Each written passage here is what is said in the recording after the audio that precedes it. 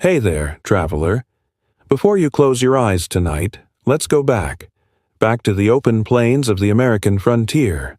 Imagine a world before highways, before glowing cities, before the hum of electricity.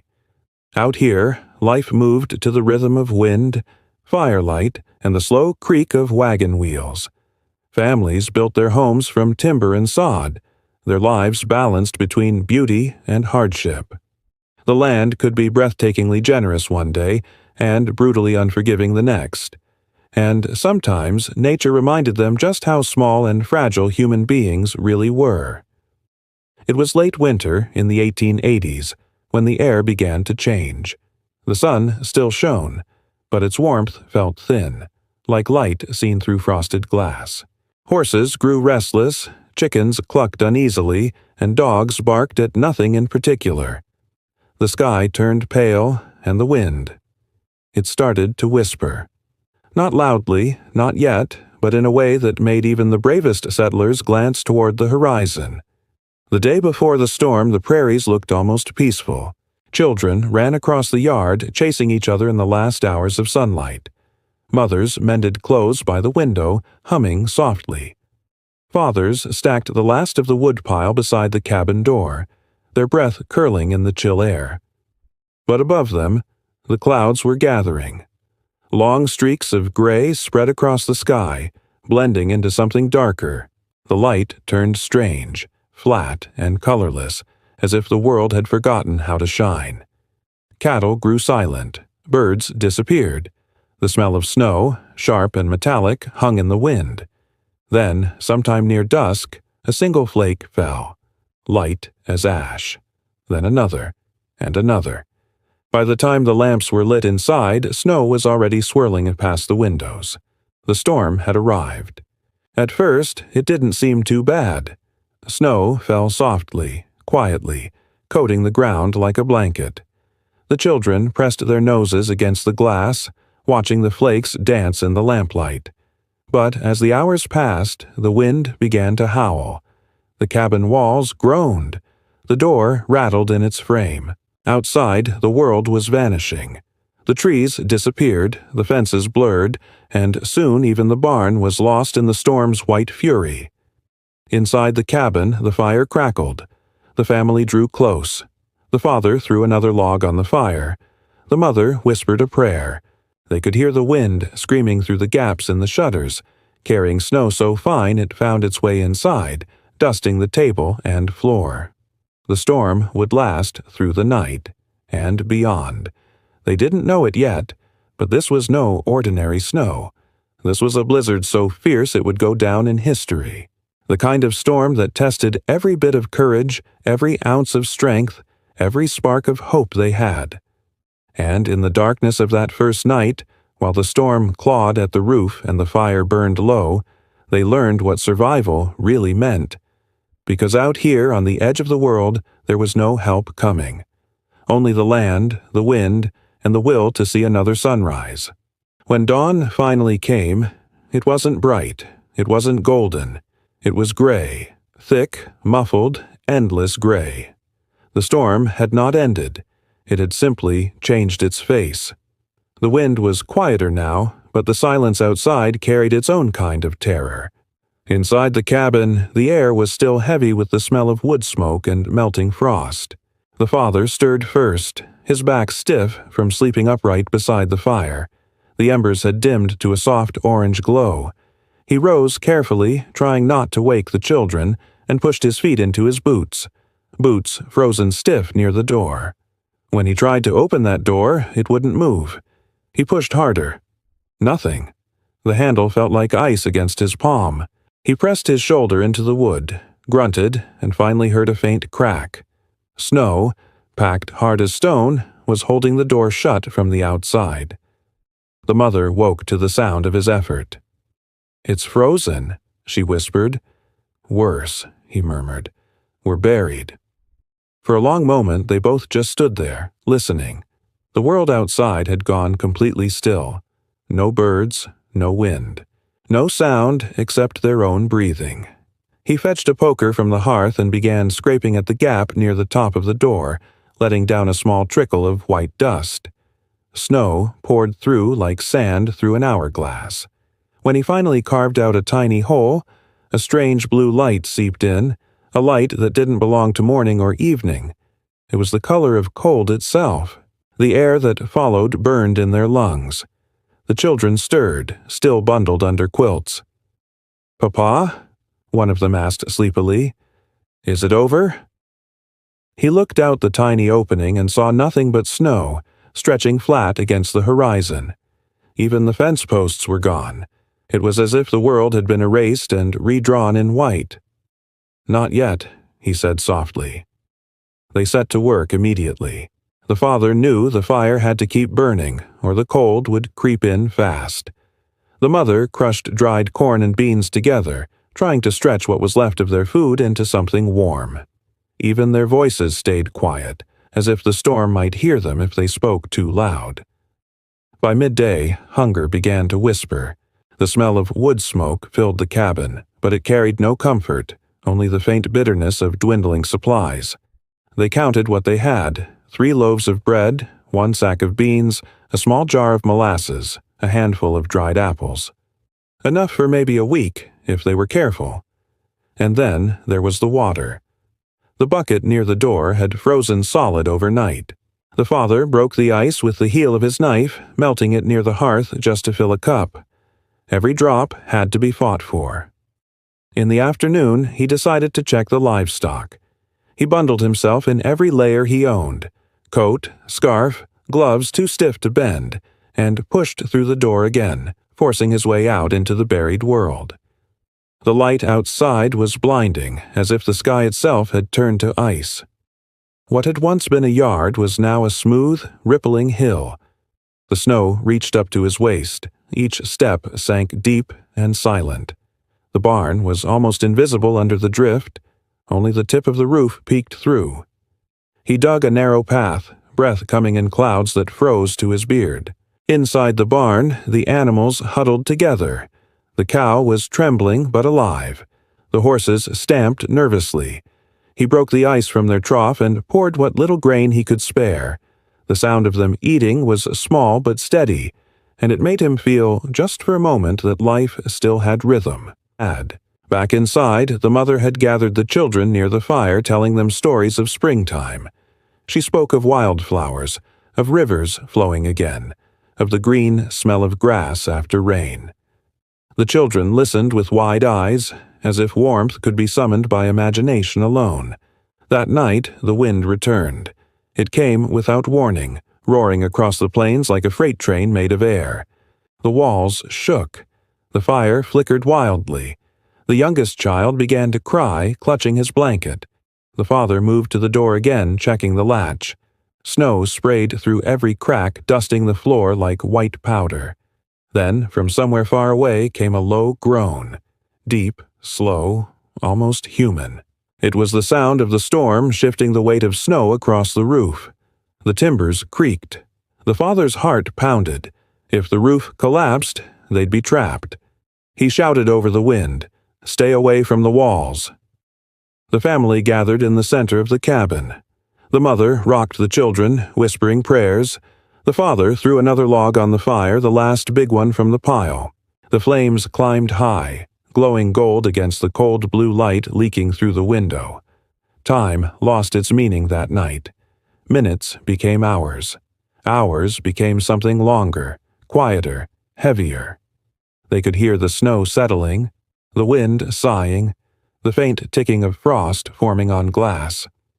And in the strange calm that followed, exhaustion took them one by one. By the time morning came again, the storm had moved on. The wind was gone. The cabin was still. The father woke to silence. He opened the door again. This time it gave way. The snow outside was smooth and endless, shining under a pale sun. It was beautiful, in a terrible kind of way. The air was so cold it hurt to breathe, but for the first time in days the sky was clear. The storm had passed. But now came the hard part. The waiting. The thaw. The long stretch of surviving what came after. And though they didn't know it yet, the blizzard would be remembered not just for its fury, but for the quiet strength it called out of those who faced it. Because sometimes survival isn't loud or heroic. Sometimes it's just the sound of a fire that hasn't gone out yet. When the storm finally released its grip, the world outside didn't look real anymore. Everything was buried, silent, and blindingly white. It wasn't just snow, it was as if the earth itself had been erased. The fence posts were gone, the barn half swallowed, the trees bent under heavy crowns of ice.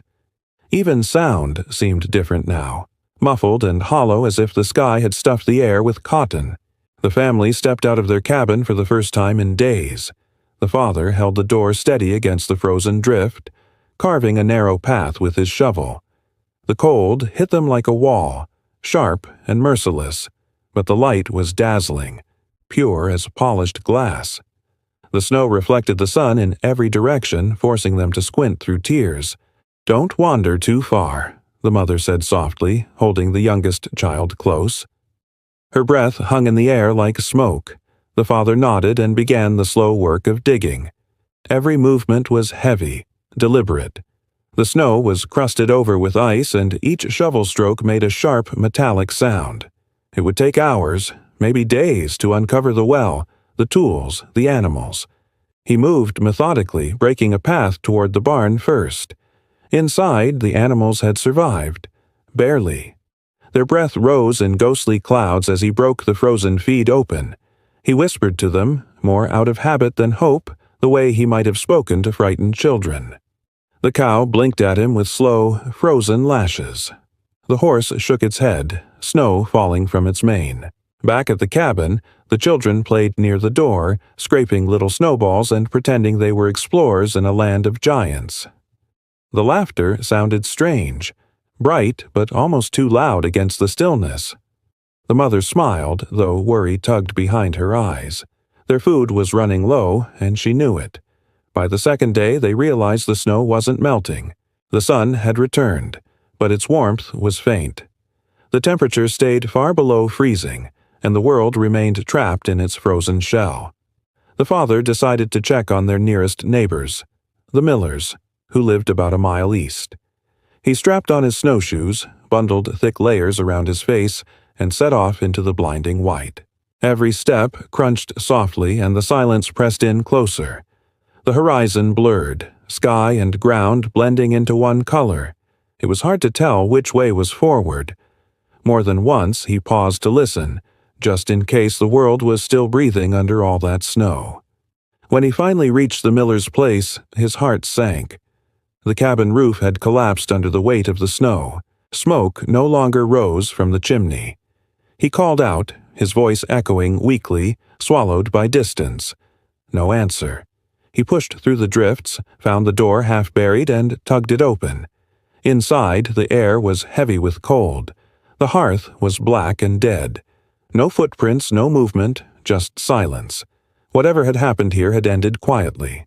He backed away, closing the door, feeling an ache that went deeper than frostbite. On the walk back home, the wind began to pick up again. Not a storm this time, just a restless whisper moving across the plain. It sounded almost like voices, low, distant, fading. He walked faster. When he reached home, the mother looked up from the fire, reading his face before he spoke. He just shook his head. No words. She turned away, stoking the embers with a trembling hand. That night, they all sat close around the fire, no one speaking. The flames crackled softly, throwing long shadows on the walls. The children slept in a pile of blankets, their cheeks flushed from the heat. The parents sat awake, listening to the world outside, the slow settling of snow, the occasional creak of the roof, the faint moan of wind slipping between the logs. The father's thoughts drifted to the Millers again. He remembered their laughter, the last visit in autumn, the promise of spring planting. Now they were gone, buried under the same snow that surrounded them. It was a strange, humbling thought that nature could erase a family, a home, an entire life in a single storm. But he also felt something else, something quiet and fierce. Gratitude. Somehow they were still here. The fire was still burning. The cabin was still standing. Against all odds, life had chosen to stay with them. In the days that followed, the family fell into rhythm again. Each morning began with breaking ice, checking the animals, melting snow for water. Each night ended with the same ritual, gathering near the fire, telling stories, holding on to the small, flickering light that meant they had survived one more day. And though the world outside was buried, they found ways to keep their spirits above the snow. The children made dolls from cloth scraps. The mother baked what she could from the last bit of flour, turning hardship into comfort with every bite. The father mended tools by firelight, his rough hands steady even when his breath trembled.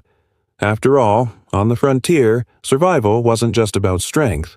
It was about heart, about finding beauty in endurance, warmth in memory, and hope in the promise that someday the thaw would come.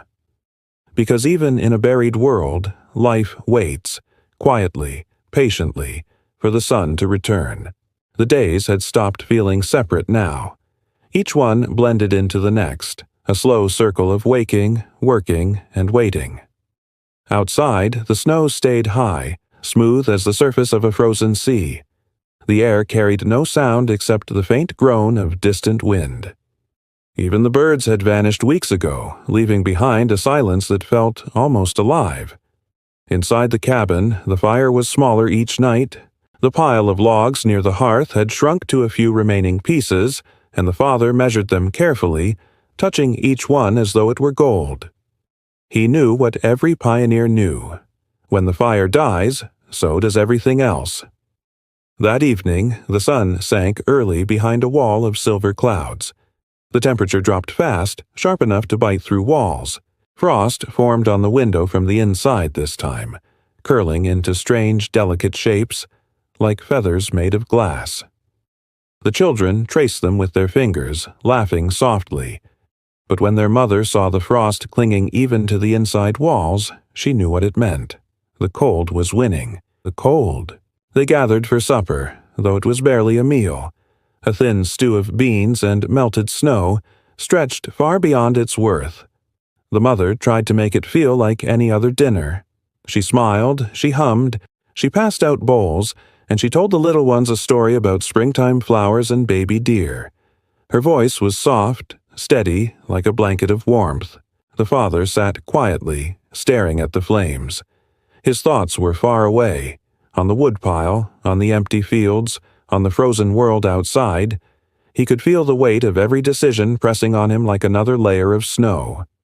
When the children fell asleep, he pulled on his coat. The mother watched him from her chair. "You're going out?" she whispered.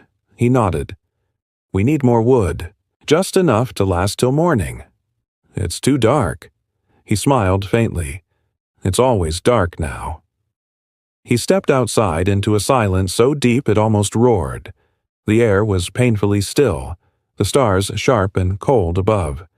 The snow reflected their light, glowing faintly, turning the whole world blue. His breath fogged the air as he trudged toward the edge of the drift where the trees began. Every sound felt louder out here. The crunch of snow under boots, the creak of frozen branches, the quiet whisper of his own breath. He chopped fast, the rhythm of the axe cutting through the stillness. The wood splintered cleanly, and for a moment, the sound reminded him of life, of something breaking, yes, but also becoming useful again. When he returned, his hands were raw, and his beard was crusted with frost.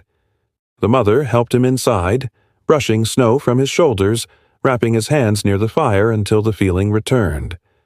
Neither spoke. They didn't need to. Outside, the wind began to rise again, not the roaring blizzard of before, but a slow, moaning wind that slipped through the gaps between logs and whispered around the chimney. It made the cabin seem smaller, as though the whole world had tightened around them. The night dragged on endlessly. Hours passed, but the light never changed. The moon hid behind the clouds, and even the stars disappeared. The darkness became thick, not just around them, but inside them. The mother woke often to feed the fire, her hands trembling from exhaustion. The father dozed in his chair, axe across his knees, listening for any sound that might mean danger, a shifting roof beam, a cry from the barn, or something worse. But there was nothing. Only the crackle of the fire and the slow breathing of the children. Sometimes, in that silence, he thought he could hear the snow moving, tiny, whispering sounds as if the drifts were alive. The house would creak, and the wind would sigh through the cracks, carrying faint, ghostly tones that almost sounded like voices. He didn't believe in spirits, not really. But on nights like this, when the world felt empty and endless, even the most practical man could start to wonder if he was truly alone. Just before dawn, though dawn hardly meant light anymore, the cold reached its cruelest edge. The fire sank low, and the room dimmed to a dull, flickering red. The mother wrapped another blanket around the children. Her face looked pale in the firelight, but her eyes were steady. "We'll see the sun again," she whispered, more to herself than anyone else. The father nodded, though part of him doubted it. Minutes crawled by. The fire hissed, a log broke in half, and suddenly, light began to seep through the frost-covered window. Pale, colorless light, but light nonetheless. The longest night had passed. The family sat in quiet relief, breathing out together. They hadn't spoken much in those long hours, but they didn't need to. Their silence was full of understanding, full of gratitude, full of the quiet pride of survival. Outside, the snow glowed faintly pink under the rising sun. Steam rose from the cabin chimney, curling upward into the still frozen sky. And for the first time in what felt like forever, a bird sang. Just one note, high, clear, trembling, but it was enough. It was proof that the world hadn't ended, not yet. The mother smiled. The father exhaled slowly. The children stirred under their blankets. The fire crackled back to life. In that moment, the cabin felt like the warmest place on earth, a fragile island of hope in a sea of white. And though the winter wasn't over, they knew something had changed. They had faced the longest night and found light waiting on the other side. The sun rose that morning, pale and uncertain, as though unsure it belonged there anymore. The snow still covered everything, but its surface glittered under the weak light. The cabin stood small and steady in the middle of that endless field of white, its chimney trailing a thin ribbon of smoke into the frozen air. Inside, the family moved with careful routine. The father fed the fire, the mother stirred what was left of their breakfast, and the children bundled together under their blankets, whispering about the tiny bird they'd heard the day before. Even the sound of their voices felt strange, like something borrowed from a world they'd almost forgotten. The cold still pressed at the walls, but it wasn't quite as cruel as before. There was a softness in the light now, a quiet suggestion that the worst might truly be behind them. That was when they heard it. Faint at first, then clearer, the rhythmic crunch of footsteps outside. The father froze, hand on the axe near the door. He exchanged a glance with the mother. No one had come this way in weeks, not since before the blizzard. The sound came again, closer, slow, deliberate. Whoever it was, they were fighting through deep snow. He opened the door carefully.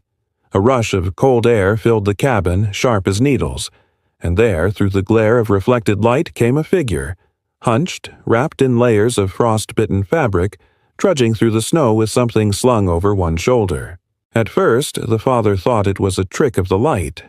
Then, as the figure drew nearer, he saw it was a man. A rider, though his horse trailed behind him, barely moving, its head low, its body caked with ice. The stranger stopped a few feet away, his breath visible in thick clouds. His face was hidden under frost and beard, but his eyes were open, alert, full of exhaustion. The father called out, his voice carrying over the still air. "You all right, friend?" The man nodded weakly, then sank to his knees. The father rushed forward, catching him by the arm. The man's skin was like ice. Together, they dragged him inside. The warmth of the fire hit him like a wave. Steam rose from his clothes as the frost began to melt. The mother poured a cup of hot water and handed it to him. and for a long while the only sound in the room was his slow, uneven breathing. Finally, he spoke. "Didn't think anyone'd still be alive out here," he said, voice hoarse and cracked. The father gave a tired smile. "Barely," he said. The stranger looked around at the family. The children huddled together, the mother watching quietly, the fire that refused to die. "You're lucky," he murmured. Many weren't. He introduced himself as Thomas, a mail rider from the east. He'd been trying to reach the next settlement before the blizzard hit, but the storm had caught him halfway. His horse had gone down in a drift, and he'd spent days digging them both out.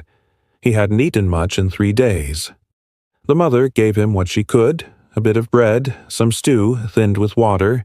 He ate slowly, carefully, as if each bite was a fragile thing. The children watched him with wide eyes. After a while, Thomas pulled a small leather satchel from under his coat. "Mail," he said with a faint smile. "Still doing my job, I guess." Inside the satchel were a few letters, the ink smudged, the paper stiff from cold. The father turned one over, recognizing a name, someone from a nearby homestead, now likely gone. Thomas sighed. "I've been delivering to ghosts," he said softly.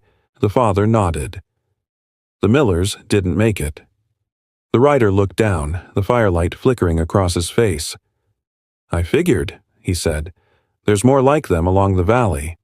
Frozen in place, like time stopped." For a while, no one spoke. The fire popped, and the wind whispered faintly against the walls. Then Thomas looked up again. "You're strong, folks," he said. "Holding out like this. Most cabins I've passed were empty, or worse." The father shrugged, glancing at the mother. "We just keep the fire going. That's all we can do." Thomas smiled weakly. "That's more than most." He stayed the night. They gave him a spot near the hearth, and for the first time in weeks, the cabin felt alive with another voice. He told quiet stories of the places he'd seen: towns swallowed by snow, a church bell frozen mid-swing, a river that cracked and stopped flowing entirely. The children listened wide-eyed, half frightened, half fascinated. And when he spoke of what lay beyond the storm, of clearer skies, of thawing roads, of the faint sound of spring waiting somewhere far away, even the mother let herself believe it. The next morning, Thomas prepared to leave. His horse was weak, but the father helped him pack the saddle, filling a small bag with a few scraps of food and kindling. "You could stay," the father said, "at least until the thaw." Thomas smiled faintly. "If I stop, no one gets word. People are waiting for news, even bad news." The father nodded slowly. He understood. In the frontier, carrying messages was more than duty. It was a lifeline, a thread that tied the living together across the emptiness. Before he left, Thomas took a small folded note from his pocket. "I found this in another bag, no name on it. Maybe it was meant for someone near here." The father took it. The paper was rough, water-stained, but the writing inside was simple. "If you find this, keep your fire burning. Spring is coming." The father stood in silence for a moment, the words burning gently in his mind. He looked up at Thomas and nodded his thanks. The rider gave one last wave, turned his horse toward the horizon, and disappeared into the white distance. Inside, the cabin was quiet again, but different now. Not empty, not lonely. The note lay on the table beside the fire, its message soft but powerful. "Keep your fire burning. Spring is coming." And for the first time in a long while, everyone believed it. For a few mornings, it felt as if the world was finally breathing again. The air was a little softer. The snow, though still deep, had begun to glisten under a warmer light. Even the wind had changed its tone, no longer the sharp cry of winter, but something lower, almost thoughtful. The family woke to the sound of dripping. Tiny drops sliding from the edge of the roof, melting icicles falling one by one into the white below. Each small sound felt like a promise. The father smiled as he listened. "It's beginning," he whispered. The children ran to the window, pressing their faces against the cold glass. "It's melting," they said, voices full of wonder. The mother smiled faintly, though her eyes were cautious. She'd lived long enough to know that winter didn't give up easily. Still, she let herself hope. For the first time in months, she opened the cabin door wide and let the air in.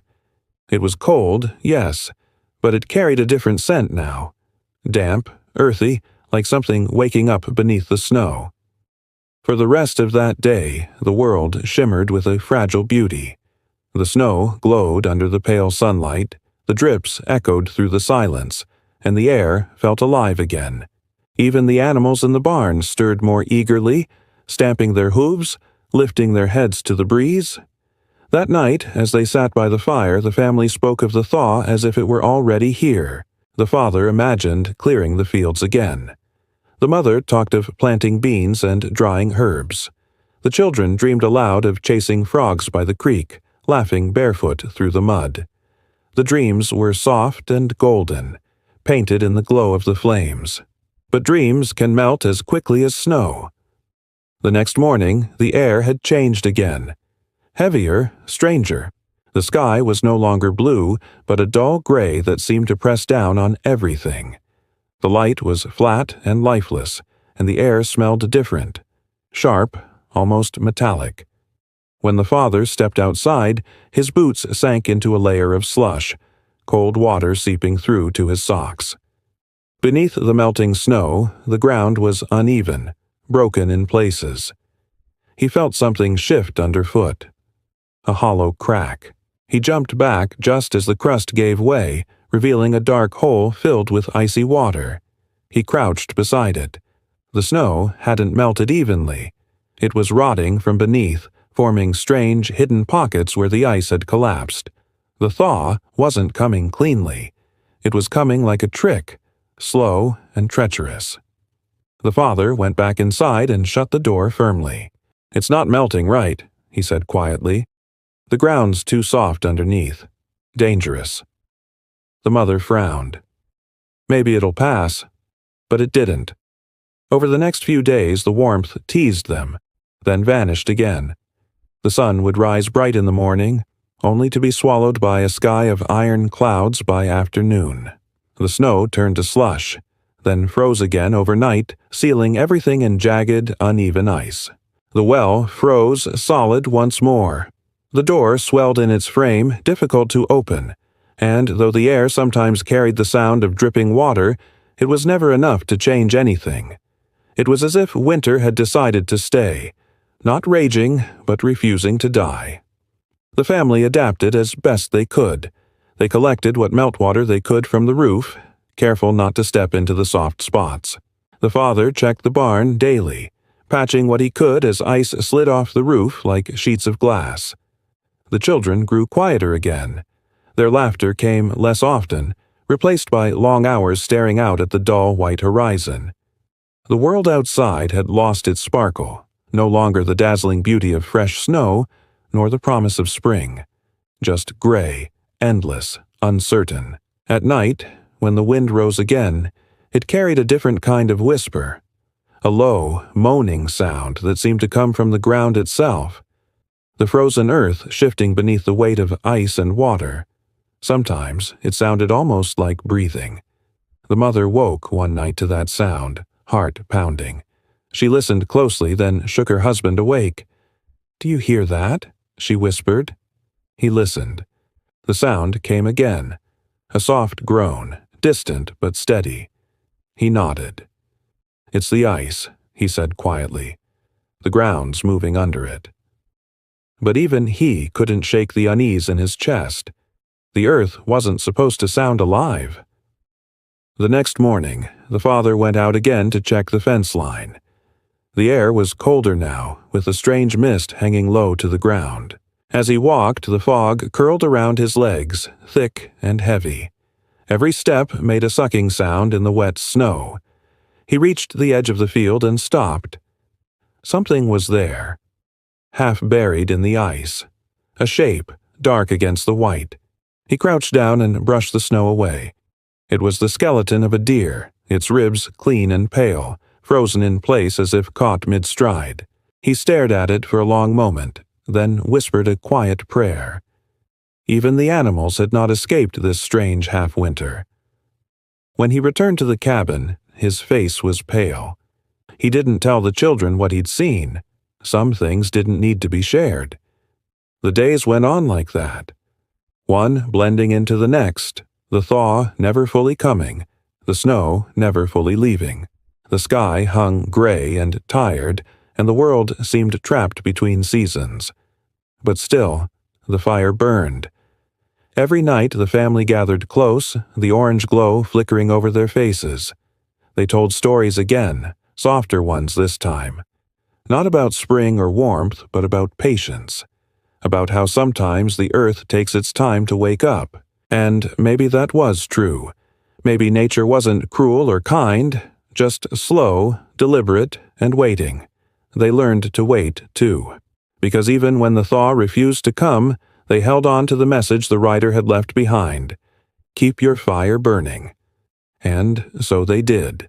Night after night they kept it alive, feeding it with hope as much as wood, until the day came when finally the ice began to sing again.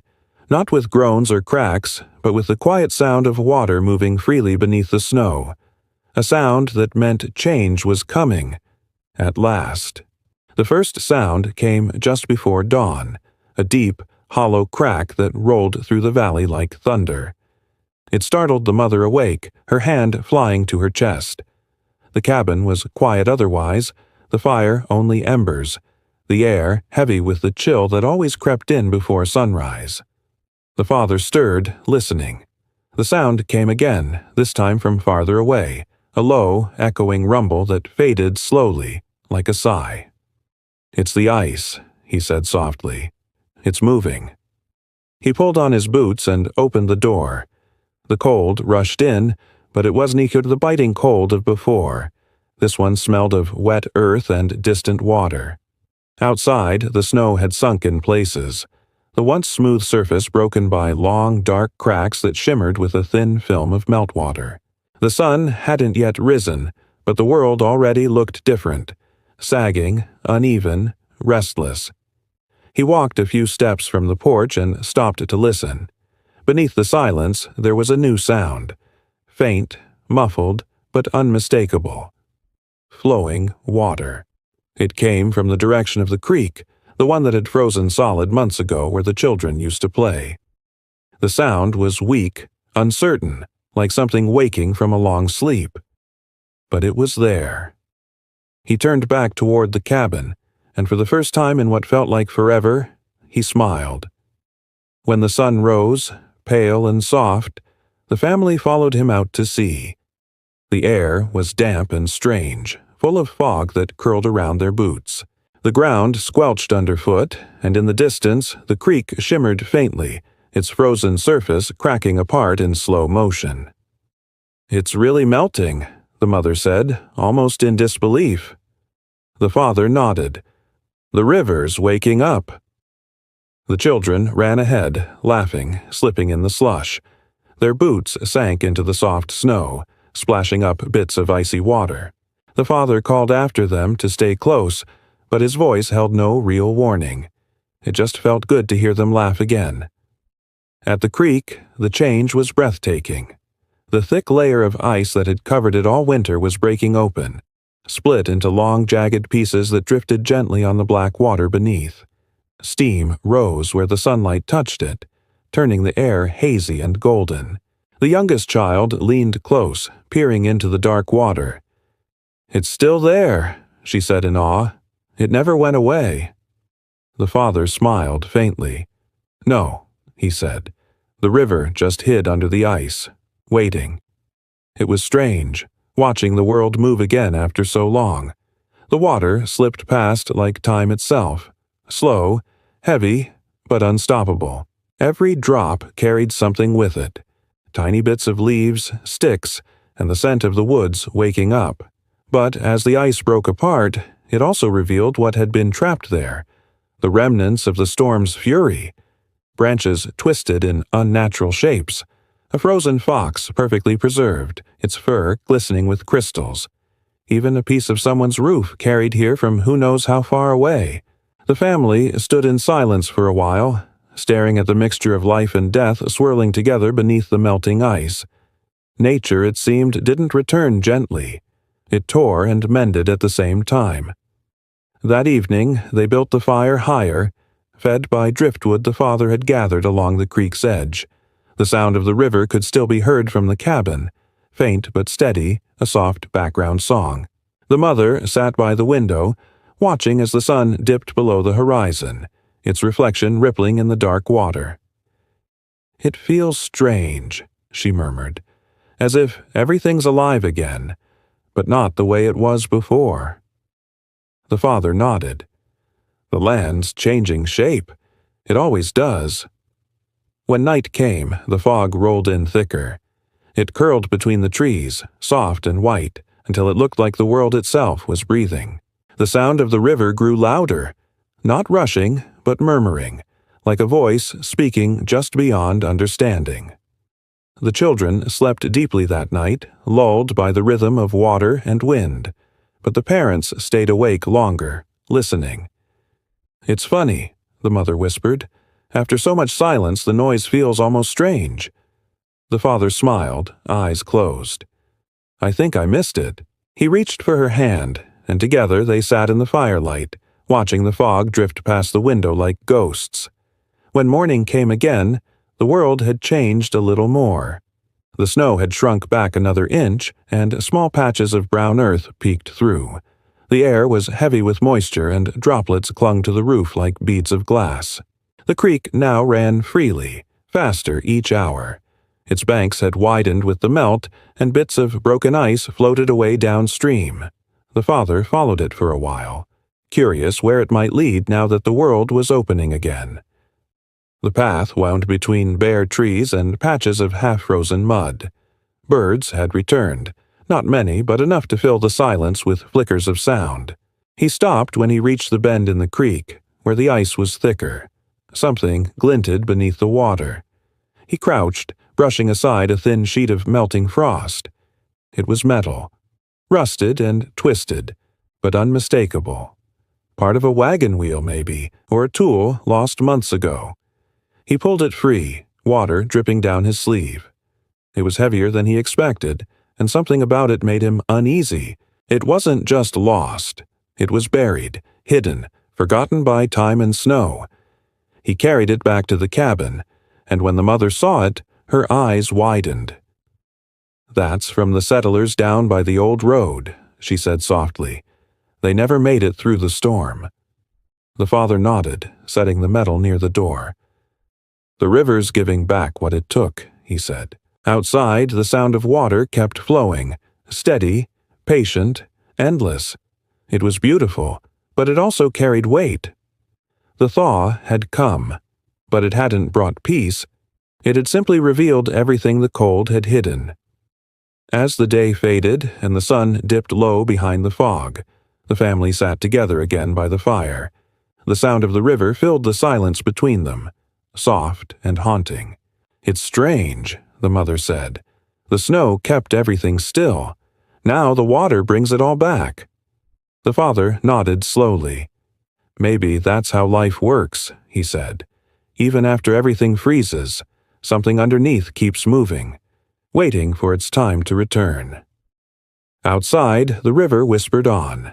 Not loudly, not proudly, just steadily, like a heartbeat in the earth, reminding them that the world never truly stops. It just sleeps for a while. The thaw had turned the valley into a world of silver and gray. Every morning, fog rolled across the land like an ocean tide, swallowing the hills and wrapping the cabin in silence. It hung so thick at times that you couldn't tell where the ground ended and the sky began. Inside, the air was damp and the scent of melting snow clung to everything. The fire burned softer now, the wood hissing as moisture from the thaw seeped into it. The family had settled into a kind of quiet rhythm, part work, part waiting. The father went out each morning to check the fences and the creek, careful where he stepped. The snow was still deep in places, but underneath it, the ground was waking up. Soft, shifting, unpredictable. Sometimes he'd sink knee-deep in wet slush, pulling himself out with a quiet curse and a laugh.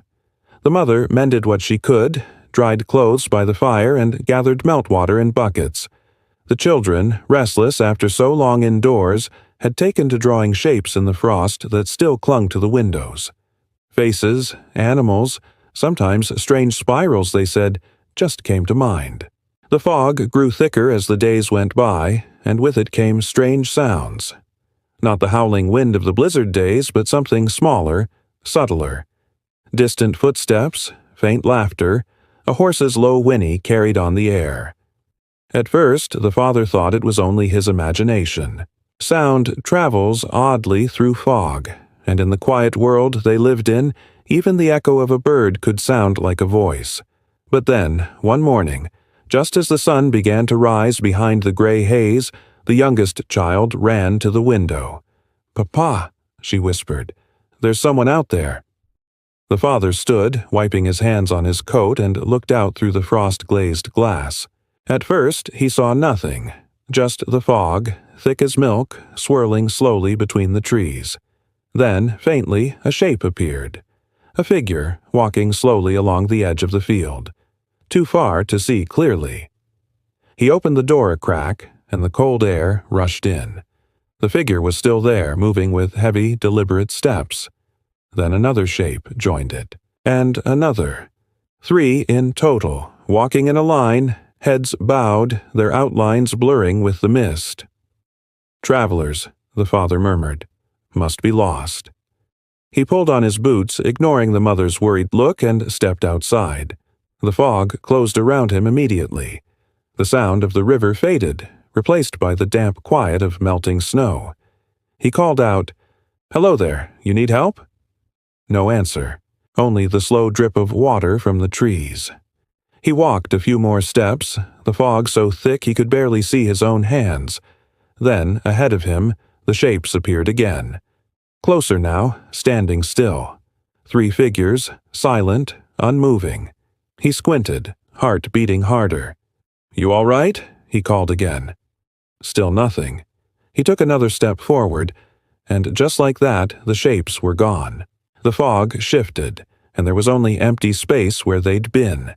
He turned in a slow circle, searching. The mist pressed in on every side, whispering faintly as it moved. For a moment he could have sworn he heard breathing, soft, rhythmic, close, but when he turned, no one was there.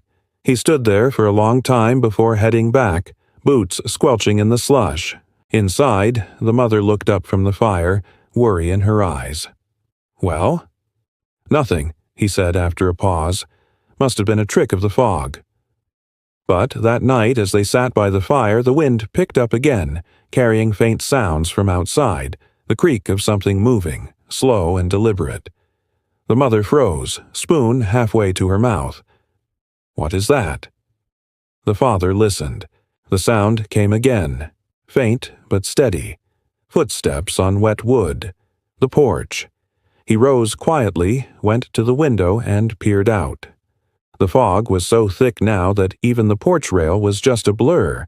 But something, someone, was out there. A shadow stood just beyond the glass, faint and wavering. He couldn't see a face, only a shape, still, waiting. "Who's there?" he said, voice low but firm. The figure didn't move. He opened the door slowly, the hinges creaking and the cold air poured in. The fog swirled around him like smoke. He stepped out, heart pounding. Nothing. The porch was empty. The steps, however, were wet. Footprints leading up to the door. Bare footprints. He stood there for a long moment, staring down at them, the hairs on his neck prickling. Then, slowly, he turned and went back inside, closing the door firmly behind him. The mother's eyes met his. She didn't ask, and he didn't explain. Some things didn't need words. By morning, the fog had thinned a little, and the footprints were gone, washed away by the thaw. But the feeling lingered. The air inside the cabin felt heavier, like the fog had followed them in. For the next few nights, the family slept closer to the fire, and the father kept the axe by his side. But the visitors never came again. Not seen, anyway. Sometimes, though, the children would whisper about shapes they saw outside, or about voices that called their names softly from the fog. The parents would hush them gently, saying it was just the wind, just the thaw. But even they weren't sure anymore. One evening, as the last of the snow began to melt from the roof, the mother stood at the window, watching the mist rise off the fields. They weren't lost, she said quietly, almost to herself. They were looking. The father didn't ask what she meant. He didn't need to. Outside, the fog drifted over the land, curling around the cabin like an old memory. Gentle, endless, and full of unseen things. The fog didn't last forever. One morning, the family woke to a sky so clear it almost hurt to look at. The air was sharp and wet, and the snow that had covered the fields for months now melted in uneven patches, revealing brown grass and black soil beneath. It should have felt like a blessing, the return of color, of sound, of life. But there was something uneasy about it too. When the snow goes, it doesn't take everything with it. It leaves behind what it's hidden. The father noticed it first. Footprints that weren't theirs. Deep, narrow prints in the mud near the barn, made by boots, not bare feet. They were fresh. He followed them quietly to the fence line, then stopped. They disappeared toward the tree line where the fog still clung in the shadows. He looked for a long time, but saw nothing moving.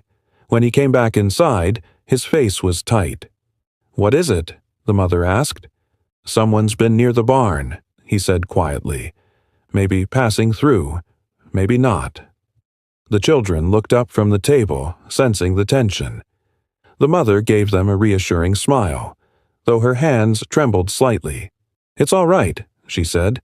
"People get lost this time of year." But they all knew it wasn't just that.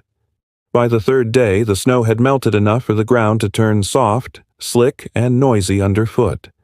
The river ran faster, swollen with meltwater. The air smelled like wet wood and old leaves. That evening, just before sunset, the father went out to gather more firewood. The sun was a dull gold behind the trees, its light stretching long and thin over the melting fields. As he chopped, he heard something. Faint but clear. Movement. He stopped, axe in hand. The woods were quiet. Then it came again, the crunch of a boot on wet ground. He turned slowly, eyes scanning the trees. Nothing. He took a few steps forward, calling out softly, "Hello there!" A crow startled from a branch above, flapping away into the fading sky, but behind the sound of its wings, something else, a whisper of fabric, the soft creak of leather. Someone was there, just out of sight. He went back to the cabin, walking faster now. Inside, the firelight glowed warmly against the walls. "Lock the door," he said quietly. "All of them." That night they kept the lamps low and the room silent. The children were sent to bed early, though none of them slept. Outside, the woods crackled softly as they thawed, water dripping from the roof like steady rain. And then, sometime after midnight, came the sound. A soft, deliberate knock. Not on the front door, on the back. The father froze. The mother's eyes went wide. The knock came again. He picked up the axe, hand steady, and whispered, "Stay here." The back door creaked open just enough for him to peer out. The moonlight spilled across the melting snow, pale and quiet. No one there. But then he saw movement by the barn, a shadow slipping between the doors. He closed the door quietly and went back inside. "They're at the barn," he whispered. The mother's hand flew to her mouth. "The animals!" "I'll handle it," he said, pulling on his coat. But before he could open the door again, something outside hit it. Hard. Once. Twice. The wood shuddered. The children woke with a start, crying out. The father raised the axe, ready, heart pounding. Then, suddenly, silence. Only the sound of the river again, faint and distant. They waited like that for what felt like hours, barely breathing until finally dawn came. When the father went out, the barn door stood open. The lock was broken. Inside, the air was cold and damp. 2 sacks of grain were missing, and one of the hens lay dead near the wall. He stood there for a long moment, staring. Then, quietly, he said, "They didn't come for shelter. They came for food." The mother nodded slowly. "Desperate people." "Maybe," he said, "but desperate or not, they'll come back." That day, the family moved carefully. The father reinforced the doors and set up noise traps. Cans on strings, sticks propped in the mud. He didn't like it, but he'd seen this before. When winter ends, hunger doesn't vanish. It just moves around. By sunset, a strange stillness settled over the land again. The air was warm enough now that the snow near the door had melted into puddles. The ground outside the window gleamed dark and wet, reflecting the fading light. Then, just as the first stars appeared, the dog barked. Low. Warning. The father went to the window and saw them. 3 figures at the edge of the trees, watching the cabin. They didn't move, didn't call out, just stood there. He felt the mother's hand on his arm. "What do they want?" He exhaled slowly. "Everything." The figures turned and vanished back into the woods without a sound. That night they didn't sleep, but dawn came again, and nothing happened. The traps stayed still. The door remained untouched. The world outside glowed golden with early light, and birds had returned to the trees. The father stood on the porch, breathing in the morning air. It was still cool, still damp, but different now. The danger felt farther away, like a shadow slowly receding. For the first time in days, he let himself believe that maybe it was over. And yet, the snow near the barn was disturbed again. Not footprints this time, but something else. A shape drawn in the slush. A crude circle scratched with a stick marked by a single handprint in the center. He stared at it for a long time, then brushed it away with his boot. He didn't mention it to the others. Sometimes it's better not to give names to the things that hunger leaves behind. The thaw came fast after that night. What was once a world of snow and silence now buzzed with life again. Not warmth exactly, but movement. The creek ran full and fast, carrying twigs, bits of bark, and sometimes the strange glint of something metal or bone. The riverbanks groaned and shifted, their edges soft with mud. The family spent long hours outside now, cleaning, checking fences, and trying to make sense of the world that had been buried for so long. Every day revealed something new. A tool they thought lost, a patch of grass still alive, a bird returning to sing in the damp air. But the thaw also uncovered what winter had hidden. Near the tree line, the father found a boot half buried in the mud. No foot inside, just the boot. Cracked leather, filled with frozen water and moss. He brought it back to the cabin, saying nothing. That evening, the fog rose again from the river, thick and low. The sound of rushing water filled the air, a constant, distant roar. The mother sat by the fire mending a torn coat. The children played quietly in the corner. Then, from outside, came the faintest noise, the soft creak of footsteps on wet wood. The father stood, frowning. He opened the door just a little, enough to let the sound in clearly. "Hello," he called into the gray. At first, nothing.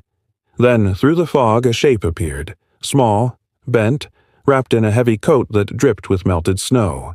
"Please," came a voice, hoarse and weak. "I mean no harm."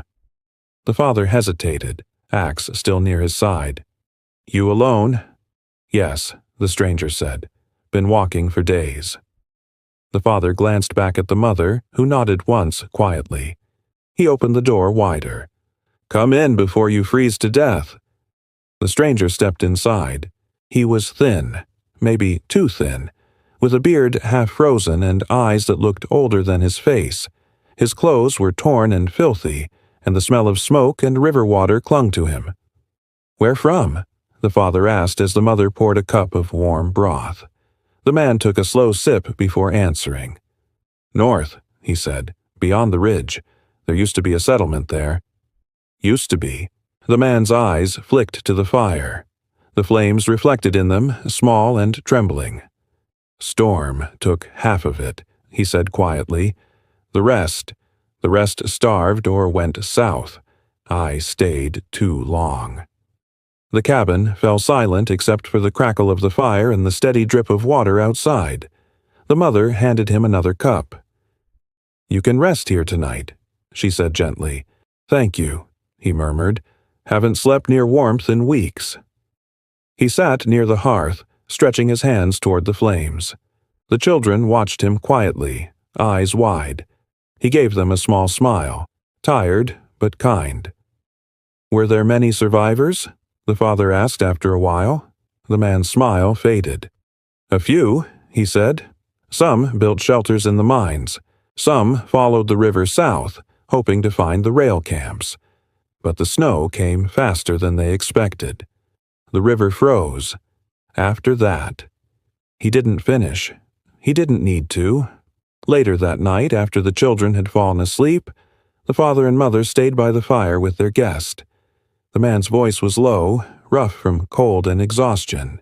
"There's a cabin near the bend of the river," he said. "Saw smoke there last week. Didn't dare go close, but you might not be alone in this valley." The father frowned. "You sure?" The man nodded. "I saw movement. A woman, maybe two. Couldn't tell." The mother exchanged a glance with her husband. The idea that others had survived, that others were living just beyond the fog, was both comforting and unsettling. The stranger slept by the fire that night. He barely moved except to cough quietly in his sleep. The father stayed awake a while longer, listening to the steady breathing of everyone in the room and the faint rush of the river outside. In the morning, the man was gone. No note, no sound, no trace but wet footprints leading toward the creek. The father followed them all the way to the water's edge. The prints ended there. No crossing, no trail on the other side, just the rushing brown water of the thawed river. When he came back, the mother looked up from the table. "Gone?" He nodded slowly. "Vanished." For days after, they kept expecting to see him again. Maybe to return, or maybe to find a sign of him downstream. But nothing came. Still, something had changed. The father started walking the ridge each morning now, scanning the horizon. The mother began storing food more carefully, setting aside a little extra each night. And when the fog rolled in thick, they listened for footsteps outside, half hoping to hear the stranger's voice again. One afternoon, while collecting water by the river, the mother saw something caught in the current. A scrap of fabric, red and frayed. She fished it out and turned it over in her hands. A torn piece of coat, heavy with mud. The same kind the man had worn. She let it fall back into the water, watching as the current carried it away. When she returned to the cabin, she said nothing about it. The thaw continued, slow but steady. The river swelled, the air warmed, and life began to creep back into the valley. But every now and then, at night, the father thought he saw movement by the water. A shape bending low, as if still searching for something it had lost. And sometimes, just before dawn, he swore he could hear a whisper carried on the mist. "Keep the fire burning." By the time the last of the snow vanished, the world had changed completely.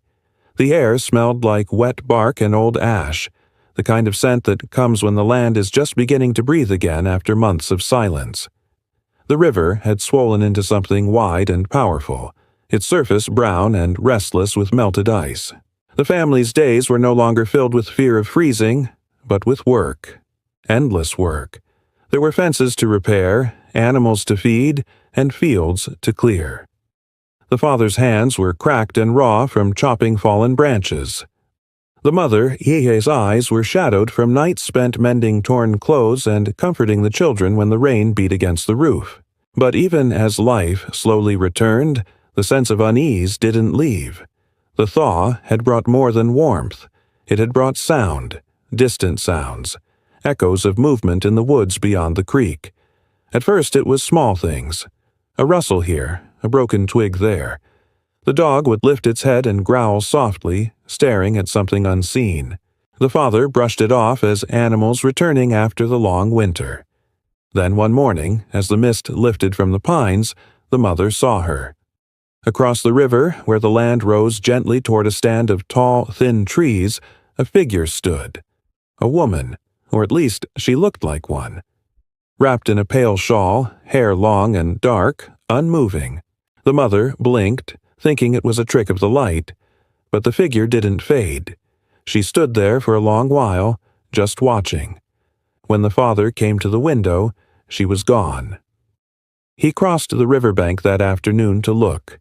The current was too strong to cross safely, but he walked along the edge, calling out once or twice. No answer. There were footprints in the mud, faint but there. Small, light steps that led from the trees down to the river and back again. When he came home, he didn't say much, just that they'd keep the door locked at night and stay close for now. The next morning, the fog returned, thicker than before. The river sounded louder, the trees closer. The children played quietly near the hearth, their laughter small and muffled. Then, from outside, came the sound of singing. Soft, distant, a woman's voice. The mother froze mid-stitch, needle trembling in her fingers. The melody drifted through the fog, old, slow, and strangely familiar. The father stepped to the door and opened it just a crack. The song stopped. Only the rush of the river filled the silence. He closed the door again. That night, neither of them slept. They sat by the fire long after the children were in bed, the flames crackling softly in the dark. The mother finally spoke first. "I saw her again," she whispered, "by the river." He nodded slowly. "I know." "You believe me, then?" "I didn't want to," he said, "but I found something this afternoon." He reached into his coat and pulled out a small object, a ribbon, frayed and faded, but clearly once red. The mother stared. "Where?" "Caught on a branch by the river bank." Neither spoke for a long time after that. The fire popped, sending a few sparks into the air. The dog whimpered in its sleep. Outside, the fog thickened again, pressing softly against the cabin walls. In the following days, the figure appeared more often. Always at a distance. Always across the river. Sometimes in the morning light, sometimes at dusk, when the sky was painted with slow-moving clouds and the smell of damp pine filled the air. She never came closer, never called out, but her stillness was unsettling, not menacing, just watchful. The children began asking questions. "Who is she, Mama?" "Is she lost?" The mother only smiled faintly and said, "Just someone passing through." But one night, as rain began to fall and thunder rolled faintly in the distance, the mother stood by the window long after everyone else had gone to bed. And there, through the silver haze of rain, she saw the woman again. Closer this time, standing at the edge of the water, as if trying to decide whether to cross. Her face was shadowed, her clothes soaked through. For a long moment, the two women just stared at each other through the rain. No movement, no words. Then, slowly, the woman across the river raised her hand, not in greeting, but in warning. A single gesture. Then she turned and vanished into the trees. The next morning, the father found a new set of footprints by the riverbank. Not hers, but someone else's. Heavy ones. Deep. Too many to count. "Someone's moving through here," he muttered, crouching by the prints. Several someones.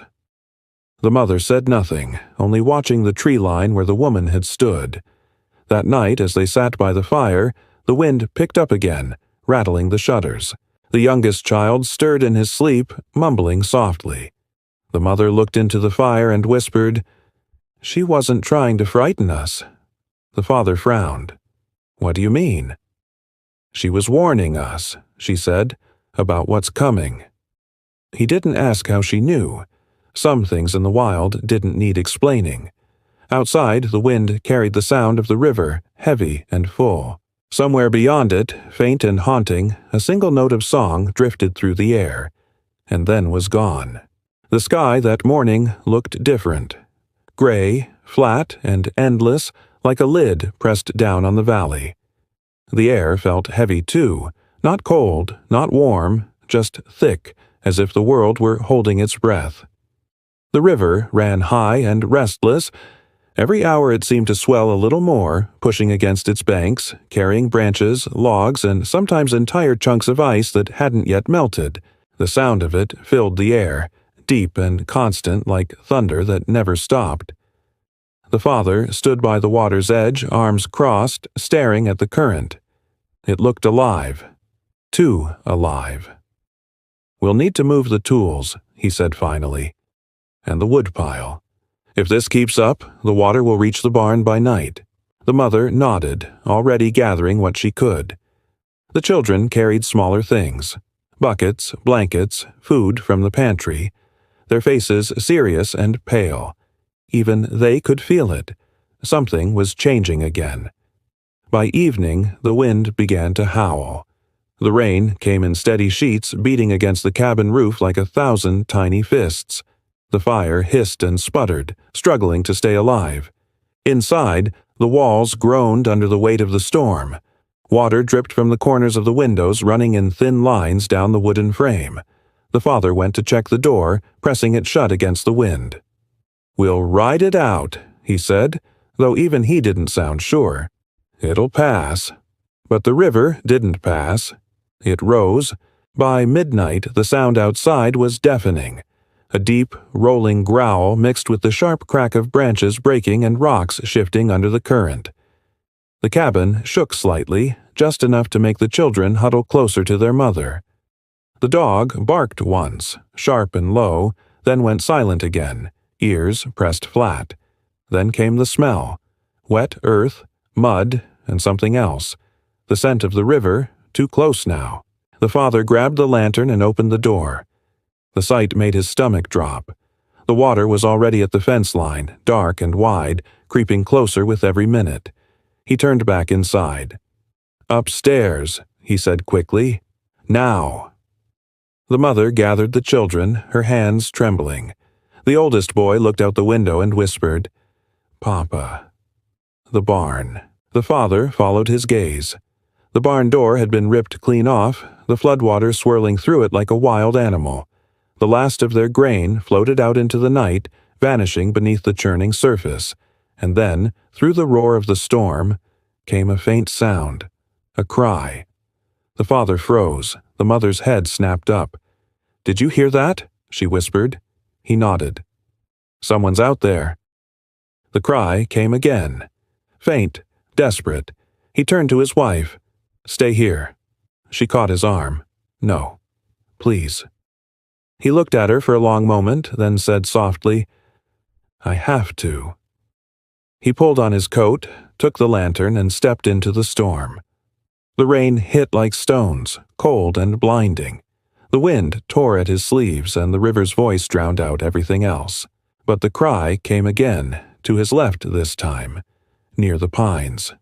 He fought his way through the mud and water, every step heavy, his boots sinking deep.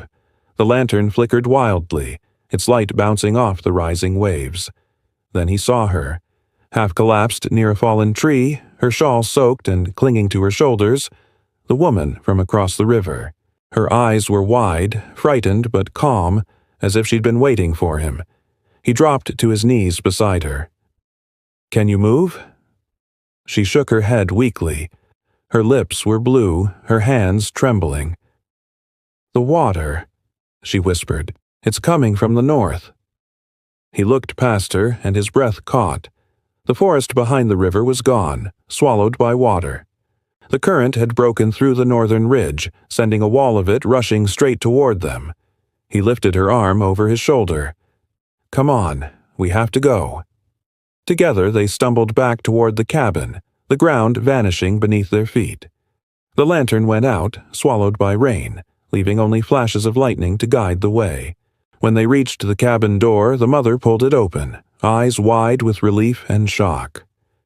"Dear God," she breathed. You found her." The woman collapsed by the fire, shivering violently. The children stared in silence, unsure if she was a ghost or a person. The father shut the door against the storm, but the sound outside was relentless, pounding, hungry. The river was everywhere now, pressing against the walls, testing the seams. The woman opened her eyes slowly and whispered, "You need to go higher." The father frowned. "What?" "Your roof," she said weakly. "If the ridge breaks again, this cabin won't hold." He hesitated for just a second, then nodded. "Go," he said to his wife. "Take the children up." The ladder creaked as they climbed to the attic. The air up there was hot and close, smelling of dust and pine. Rain dripped through small cracks in the roof, pattering on the floorboards like quiet footsteps. Below, the father and the stranger worked to move what they could higher. Food, blankets, the dog. But it was too late. The first surge hit like a roar. The floorboards shuddered. Water burst through the cracks at the base of the door, rushing in dark and fast. The father looked up at his family through the opening to the attic. "Don't come down," he shouted. The woman caught his arm. "You can't stay." He turned toward the door, where the floodwater was already knee-high. "I'm not leaving my home." She met his eyes. "It's just wood," she said softly. "You can build another. They can't build another you." Something in her voice, calm, steady, almost otherworldly, made him stop.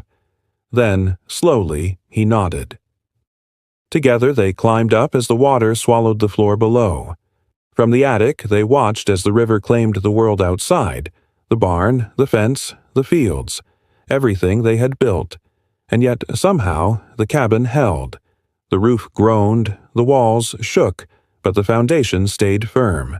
When dawn came, the storm was gone. The river had spread wide and still, reflecting the pale morning light. The woman sat by the attic window, her face lit softly by the sun. She smiled faintly and whispered, "It's over."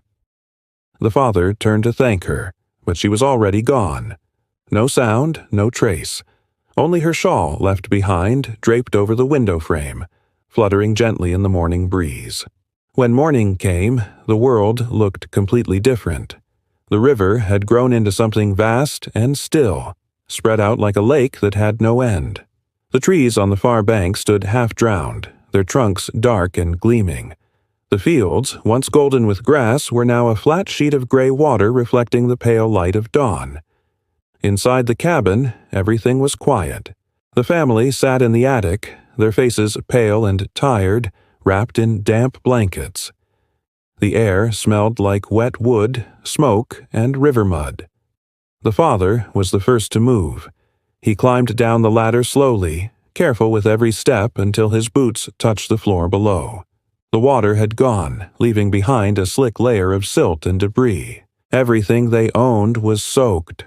Tools, chairs, even the old Bible that had sat on the shelf for years. He opened the door and stepped outside. The air was heavy, damp, and still. Not even the birds were singing. The mother came down next, followed by the children. They stood at the doorway together, staring out at the quiet ruin that had once been their home. The barn was gone. The fence was gone. The road had vanished beneath the new lake that stretched all the way to the horizon. For a long time, no one spoke. Then the youngest boy whispered, "It's all gone, Papa." The father knelt beside him, his hand resting gently on the boy's shoulder. "Not all," he said softly. "We're still here." They spent that day cleaning what they could. The mother wrung out blankets and hung them on the roof to dry.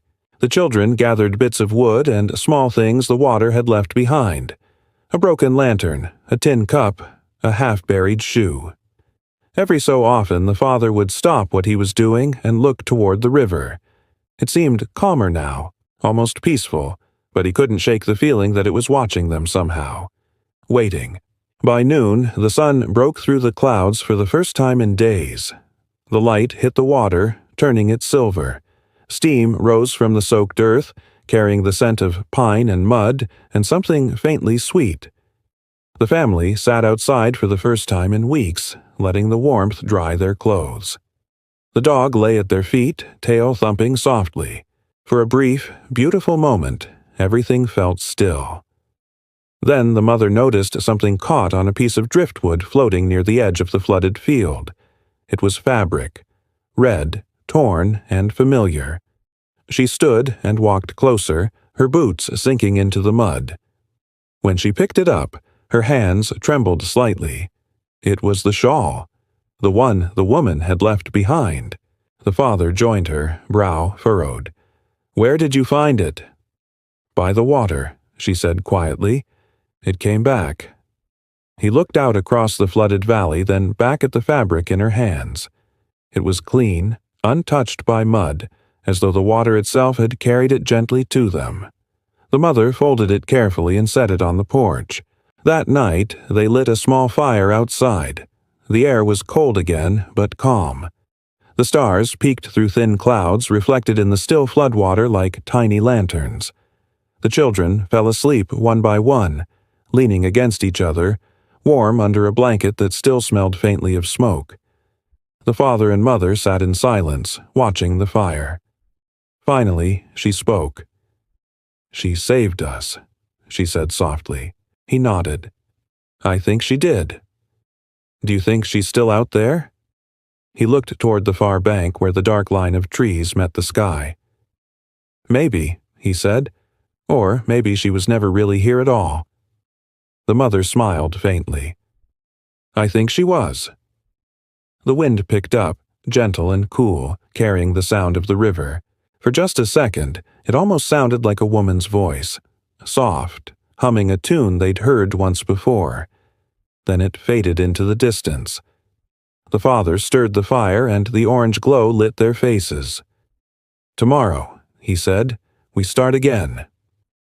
The next morning, the water had already begun to recede. Slowly, inch by inch, the land reappeared, brown and broken, but solid. The road emerged from beneath the silt, the fences half buried but still standing in places. They worked together, day after day, clearing debris and rebuilding what they could. The children laughed again, chasing each other through the muddy yard. The mother sang quietly as she worked, her voice soft but steady. Life, it seemed, had returned. And though the valley would never be quite the same, there was peace in it now. A kind of quiet that felt less like fear and more like gratitude. Weeks later, when the river had shrunk back to its old size, the father walked to the ridge one evening.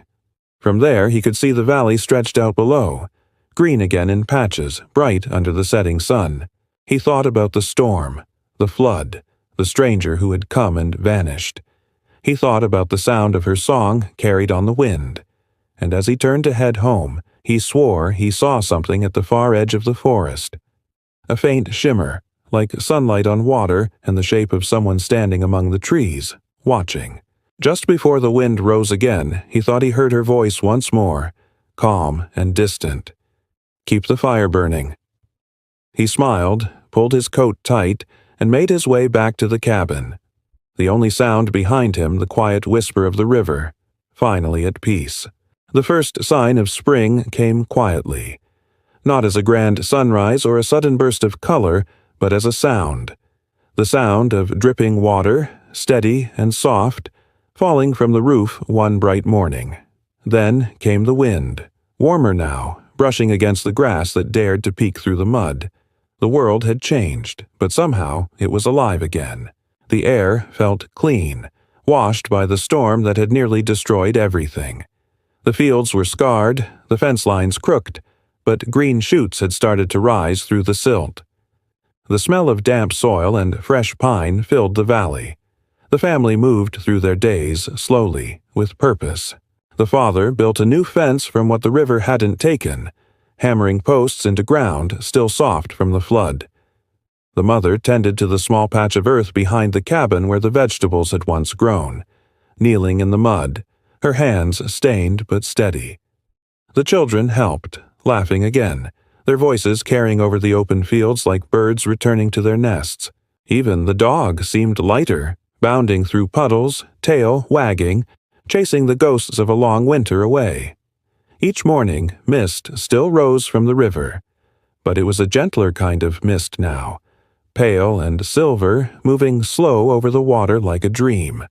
Sometimes in the early light the mother thought she saw a shape within it, tall, still, and wrapped in something red, but when she blinked, it was gone, leaving only the ripple of wind across the current. Life was beginning again, quietly, as if the land itself was testing its strength. The trees, stripped bare for months, began to bud. Tiny leaves, fragile and bright, shimmered in the light like hope made visible. Birds returned, first in pairs, then in flocks, their songs filling the air. The sound of it made the mother smile for the first time in what felt like years. The father, too, had changed. He still rose early and worked until dusk, but there was something softer in his eyes when he looked at the valley. He had seen it at its worst, and now he saw it healing.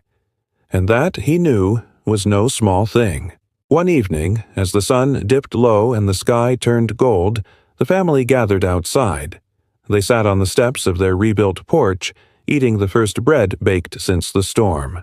The crust was rough, the middle a little too soft, but it was warm, and that warmth felt like a promise. The youngest child leaned against his mother's arm. "Will the river flood again?" he asked softly. She looked out at the water, calm and shining in the sunset. "Someday, maybe," she said, "but not tonight." The father added quietly, "The river doesn't hate us. It just forgets itself sometimes."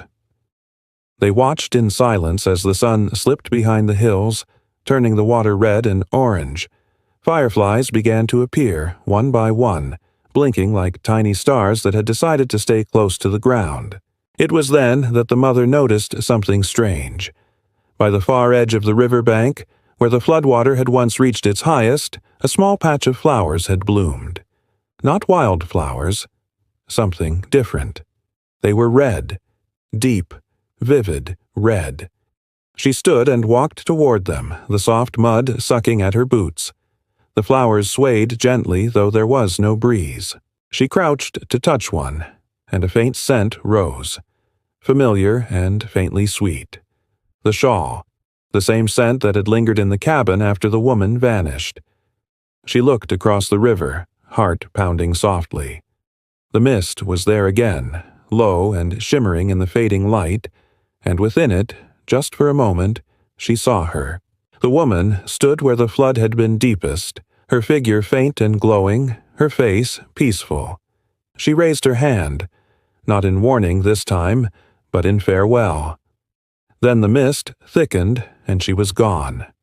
The mother stood there for a long moment, the wind tugging gently at her hair. Then she turned back toward the cabin, where the firelight glowed warm and steady through the window. Inside, the family sat together, laughter echoing softly against the wooden walls. The father looked up as she entered. "Everything all right?" he asked. She smiled faintly. "Yes," she said. "Everything's fine." He nodded, satisfied, and went back to telling the children a story about the old days before the flood. The mother sat down beside him, resting her head against his shoulder, listening to the rhythm of his voice.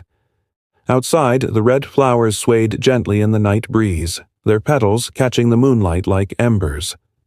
The river flowed calmly, whispering softly against the stones. Spring had truly come. The land that had nearly taken everything from them was now giving back, in color, in sound, in peace. The world, it seemed, had forgiven itself. And though the woman in the red shawl would never be seen again, her presence lingered. In the flowers by the river, in the stillness of the water, in the quiet safety that now filled the cabin at night. The flood had been the end of one story, but the beginning of another. A story not of fear, but of resilience, of family, and of the strange kindness that sometimes moves unseen through even the darkest storms. When the family went to bed that night, the sound of the river outside was soft and steady, not a threat, but a lullaby. And as the mother drifted to sleep, she thought she heard it again, faint and peaceful, somewhere beyond the sound of the water, a voice humming a tune of spring. It was a morning washed in gold when the father said it was time to go. The sun rose over the valley, spilling light across the fields that were finally dry. The river, now calm and steady, whispered beside the cabin as though apologizing for what it had done. The air was warm, the sky wide and blue, the kind of day that invited movement, a slow walk toward something new, or maybe something lost. The family packed lightly. A few pieces of bread, a canteen of water, a blanket, and a small pouch of seeds, tokens of survival and hope. The father fastened the wagon harness to their one surviving mule, whose fur still bore the faint scent of smoke from the flood nights. The dog trotted beside them, tail low but wagging, nose twitching as if the world beyond the valley held 1,000 new smells waiting to be discovered. They didn't know exactly where they were going, only that they wanted to see what was left of the old road, the neighboring farms, the tiny town miles away that once sent them mail and flour before everything had been swallowed by the river.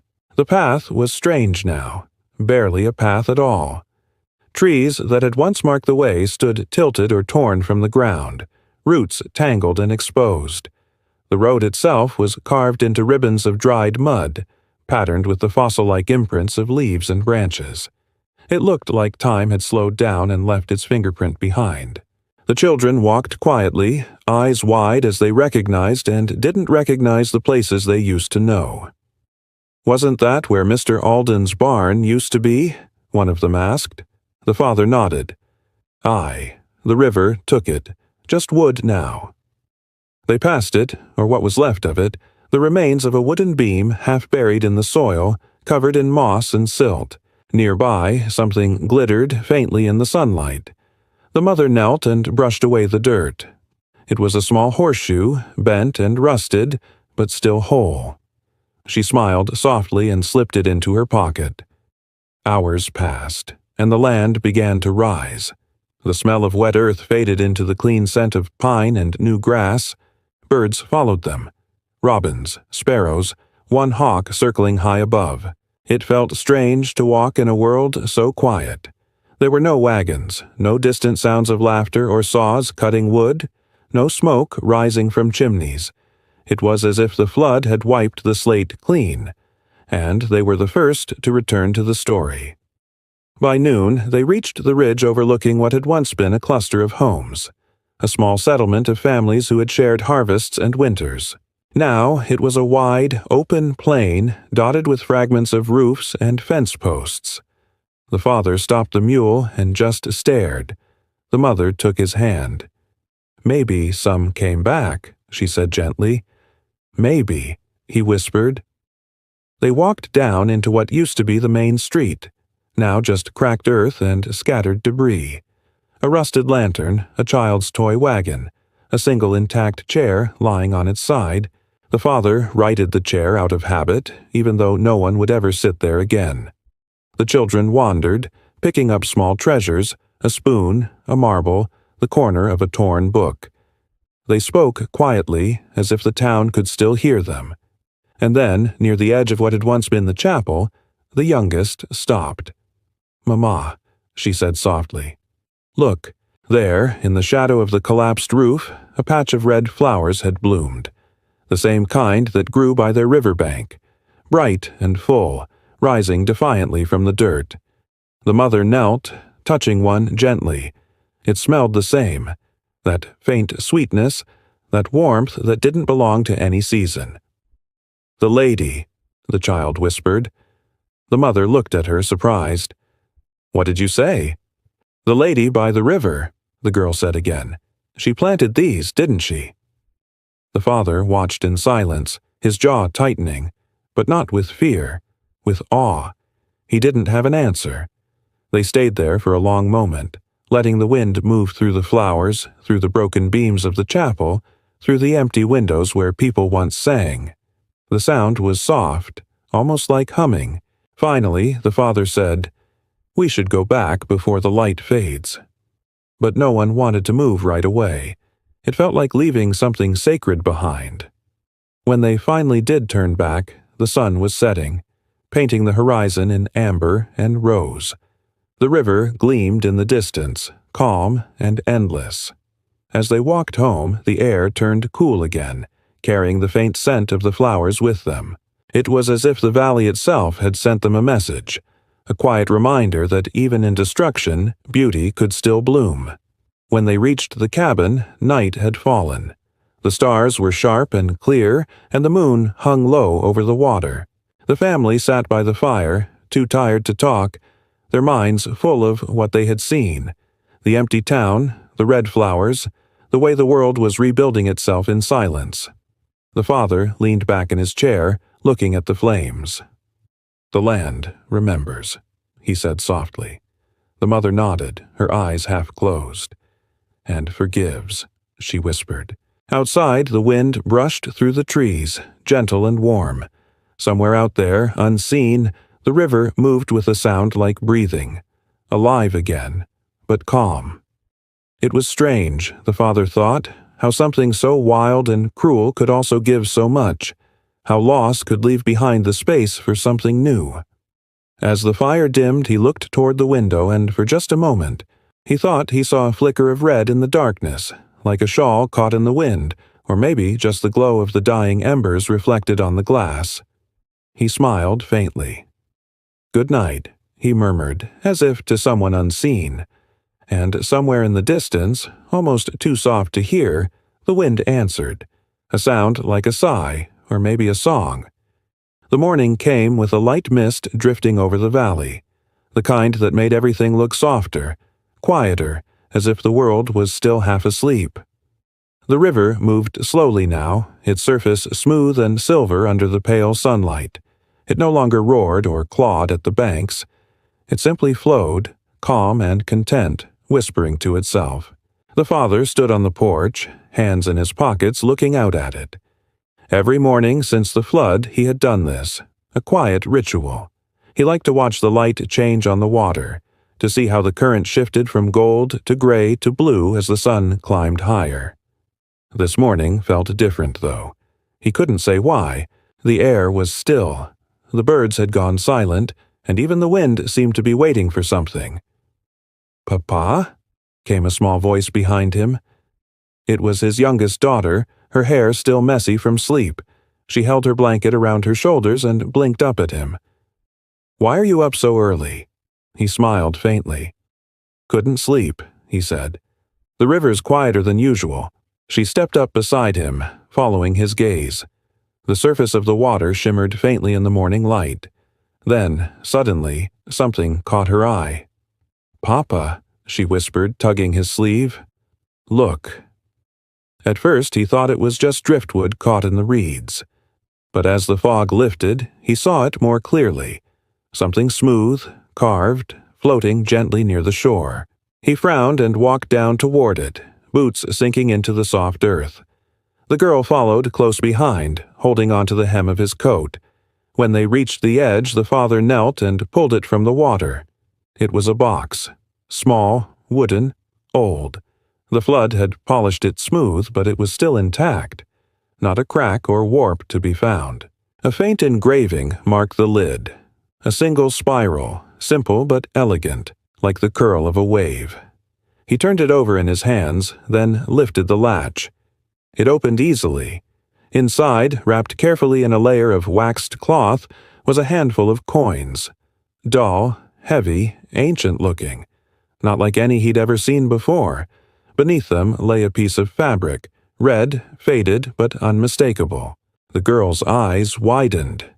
"The lady's shawl," she whispered. The father froze. The cloth was torn, but it matched perfectly. The same soft weave, the same faint floral scent that had lingered in their cabin after the storm. He looked out across the river, his chest tightening. The mist had begun to thin, and for just a moment it seemed like the air shimmered with color. A faint glow where the water met the horizon. Then it was gone. He closed the box carefully and carried it back to the cabin. The rest of the family was awake now, gathered around the fire. The mother looked up as he entered. "What's that?" she asked. He set it down gently on the table. A gift, he said simply. From the river. They gathered around it, the children leaning close. The mother lifted the red cloth and ran her fingers over it, her eyes soft with memory. It's her, she said quietly. It has to be. The eldest son picked up one of the coins, turning it over in the light. It was thick, heavier than gold, stamped with strange symbols, waves, stars, and what looked like a woman's face surrounded by curls. Maybe it's a sign, the mother said. The father looked at her. Of what? That we were meant to stay, she said. That what we lost wasn't taken for nothing. He didn't answer right away. But later, as he sat by the window watching the light move across the river, he thought about her words. That evening, as the sun sank low, he went down to the riverbank again. The air was golden, and the water sparkled as if lit from below. He knelt by the edge and set the box down in front of him. I don't know who you were, he said softly, or what you wanted. But if this is your way of saying thank you, we heard you. The wind moved gently through the reeds, carrying the faint sound of rippling water, like a sigh or maybe a quiet laugh. The father smiled, then stood and turned to leave. But as he walked away, he stopped suddenly. There, half buried in the mud where the box had been, something glinted. He bent to pick it up. It was a small charm, a pendant carved from smooth river stone, shaped like a spiral, the same design that had been on the box. He held it for a moment, feeling its weight, its warmth. Then he slipped it into his pocket and walked home. That night, the family ate together, the fire burning bright and warm. The mother wore the red fabric like a shawl, draped loosely over her shoulders. The coins rested in a small jar by the window, glinting faintly in the firelight. After the children had gone to bed, the father sat outside alone. The stars shimmered above him, reflected in the calm river below. The night was cool, peaceful, the kind of peace that comes only after chaos has passed. He reached into his pocket and took out the stone charm, rolling it between his fingers. He didn't understand it, not fully, but somehow it felt like it belonged to him now, like it had been waiting to be found. Somewhere in the distance, a night bird called, its voice long and low. The sound of the river followed, soft and steady, no longer angry, no longer wild. It simply flowed, as rivers do, carrying secrets and stories toward the sea. The father leaned back, eyes closing, and smiled to himself. Thank you, he whispered, not sure if he was speaking to the woman, the river, or the land itself. In the faintest breeze, the answer seemed to come, not in words, but in feeling. A gentle warmth passing through the air, like gratitude.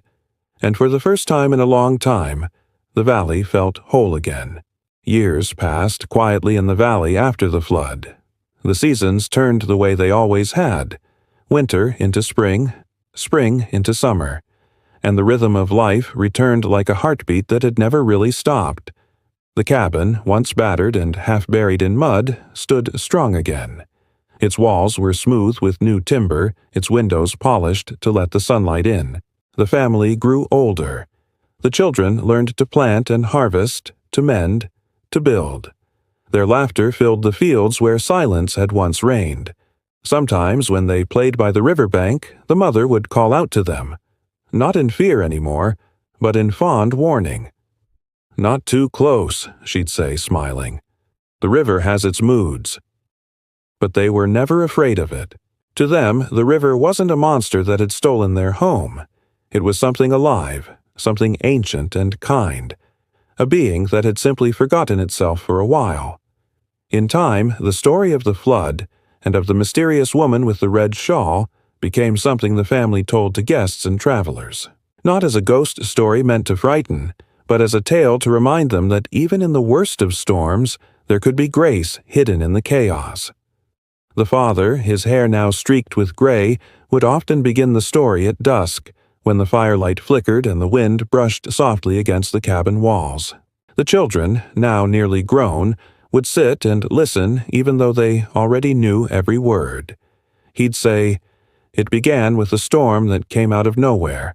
The sky turned black, the wind screamed, and the river rose higher than any man had ever seen. We thought we'd lost everything, but the land has a way of giving back what it takes, sometimes in ways you don't expect." Then he'd pause, his eyes reflecting the flames, and the mother would smile faintly, finishing the thought for him. "And sometimes," she'd say, "it gives you something you didn't even know you'd lost." The visitors would listen in silence, their faces softening. And always, before the night ended, the father would bring out the small wooden box, the one the river had returned. The coins still rested inside, dull but heavy with age.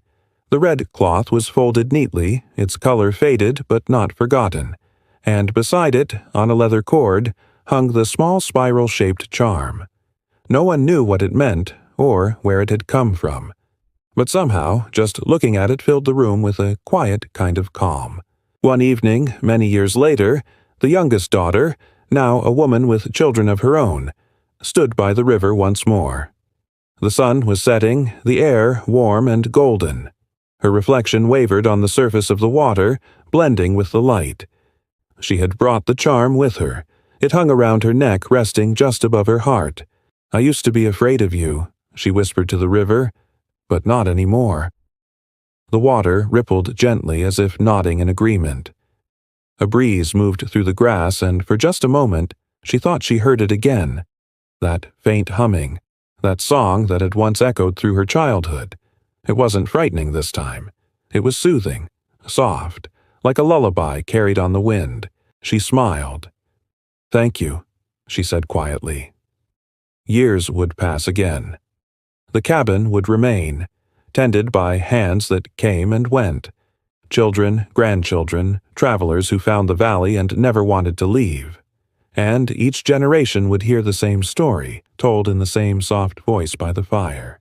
They would speak of the year the river rose higher than the trees, of the woman in the red shawl who appeared before the storm, and of the strange gift the water left behind when peace returned. Some said she was a spirit of the valley, a guardian of the land, watching over those who respected it. Others said she was simply a traveler caught by fate, her kindness echoing long after she was gone. But no one doubted that she had been real. The red flowers still bloomed each spring by the edge of the water. No one planted them, yet they came back year after year, bright and full as if painted by an unseen hand. And every now and then, when the fog rolled in just right at dawn, a figure could be seen standing by the river's edge, still, graceful, wrapped in red. Those who saw her never spoke loudly about it. They would just nod, quietly, as though acknowledging an old friend. The valley changed with time. New cabins rose where old ones had fallen. The world beyond it grew busier, noisier, more modern. But the story remained, passed along like an heirloom, whispered like a prayer, carried like the scent of wildflowers after rain. It became part of the land itself. And so when strangers came and asked why the people of the valley always spoke so gently about the river, why they never cursed it, never feared it even when the rains came heavy, the old ones would smile and tell them, "Because we remember." At night, when the fires burned low and the stars shimmered above the calm surface of the water, the sound of the river filled the valley. Not loud, not angry, just steady, timeless, alive. And if you listened closely, you could almost hear it breathing, or singing. The woman in red, the family who stayed, the land that took and gave back again. Their story didn't end in the flood. It became the heartbeat of the valley, a reminder that even after the darkest nights, even after the deepest waters, the world still finds a way to heal. And somewhere out there, under the endless stars, the river still flows. And so, as the last embers fade and the storm's howling gives way to silence, we reach the end of our journey. The frontier family made it through the blizzard, not because they were stronger than the storm, but because they never stopped believing that spring would come again. They taught us that survival isn't just about warmth or food. It is about hope, about the quiet fire that lives in every human heart. Long after the snow melted, their story lingered, whispered around fires, written in old journals, carried through generations. Not as a tale of fear, but as a gentle reminder that no winter lasts forever. So, as you drift into sleep tonight, imagine that faint glow in the cabin window, somewhere far away in the past, the family inside safe, resting, the storm outside finally quiet. Let the wind fade. Let the world slow down. And remember, even in the coldest nights of history, there was always light, and always someone waiting for morning. Good night, traveler. Sleep well, and may your dreams be warm.